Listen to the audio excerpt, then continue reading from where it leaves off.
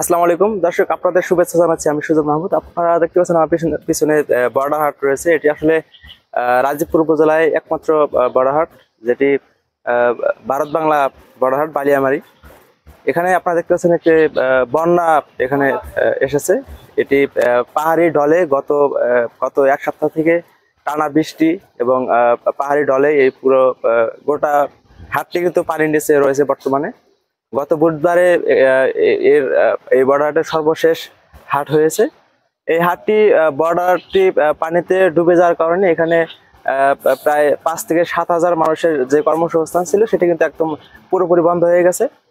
এতে করে যে কর্মজীবীরা ছিলেন তারা কিন্তু বর্তমানে খুব একটি করুণ অবস্থার মধ্যে যাচ্ছেন তাদের জীবনযাপন।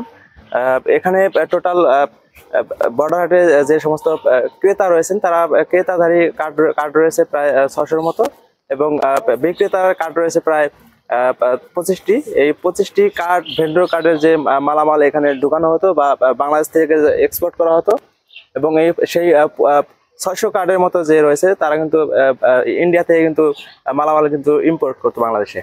তো এই ইম্পোর্ট এবং এক্সপোর্টের মধ্যে যারা সংশ্লিষ্ট ছিল, যে এখানে যারা কর্মজীবী ছিল, শ্রমিক ছিল, নৌকাওয়ালা ছিল, তাদের কিন্তু একটা ইনকামের রাস্তা কিন্তু বন্ধ হয়ে গেছে। আপনারা জানেন যে রাজীবপুরে কুড়িগ্রামে একটি মাত্র বর্ডার হাট রাজীবপুরে এটি অবস্থিত। এই বর্ডার হাটটি দিয়ে কিন্তু এখানকার প্রায় 5 থেকে 7 হাজার মানুষ কিন্তু এখানে এই বর্ডার হাটের মাধ্যমে কিন্তু ইনকাম করে তাদের জীবিকা নির্বাহ করত। বর্তমানে তাদের অবস্থা আসলে এই বর্ডারটি বন্ধ হওয়ার কারণে আসলে খুবই খারাপ অবস্থায় যাচ্ছে। তাদের বর্তমান অবস্থা আসলেই মানে খুবই খারাপ, কারণ এখন পর্যন্ত তাদের পাশে কিন্তু আমরা জানতে পেরেছি যে তাদের পাশে কিন্তু এখনো পর্যন্ত কিন্তু কোনো প্রশাসন বা উপজেলা প্রশাসন কিন্তু তাদের দিকে কিন্তু হাত বাড়িয়ে দেয় সহযোগিতা।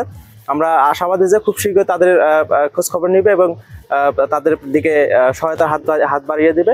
যদিও এই পূর্ব দিকে মানে পশ্চিম পাশে নদীর ওই পারে বন্যার পানি আসলে কোনো বাড়িতে এইভাবে ওঠে নাই।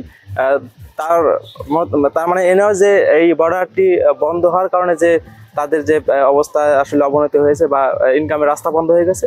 আমরা আশাবাদী যে খুব শীঘ্রই উপজেলা প্রশাসন তাদের দিকে সুনজর দিবে এবং তাদের দিকে সাহায্যের হাত বাড়িয়ে দেবে। আপনারা দেখতে পাচ্ছেন যে বর্তমান এই হাটটি যে রয়েছে, আমি আরেকটু বলে রাখি আবারও যে এই হাটটি সপ্তাহে 2 দিন চলে, সোমবার এবং বুধবার। এই 2 দিন কিন্তু এই হাটের খুব মানে একটি আনন্দের আমেজ কিন্তু এই শ্রমিকদের মধ্যে দেখা যায়। সেটি কিন্তু এই গতকালকে এই হাটটিতে পানি ওঠে এবং তারপর থেকে কিন্তু এখানে প্রায় হাঁটু পানির মতো এখন পর্যন্ত হয়ে গেছে। এরপরেও যে আগামী সপ্তাহে যে সোমবার রয়েছে, সেই সোমবারে হাট কিন্তু এখানে করতে পারবে না যদি পানি থাকে। তো এটা আসলে প্রাকৃতিক দুর্যোগ, এটা আসলে ঠেকানোর মতো আমাদের কোনো ক্ষমতা নেই। এটি আসলে প্রাকৃতিক দুর্যোগ। আমরা চাইবো যে উপজেলা প্রশাসন থেকে এই এখানে যারা সংশ্লিষ্টতা রয়েছে তাদের দিকে সহায়তার হাত বাড়িয়ে তাদের পাশে থাকবে এই প্রত্যাশায় বিদায় নিচ্ছি। আসসালামু আলাইকুম।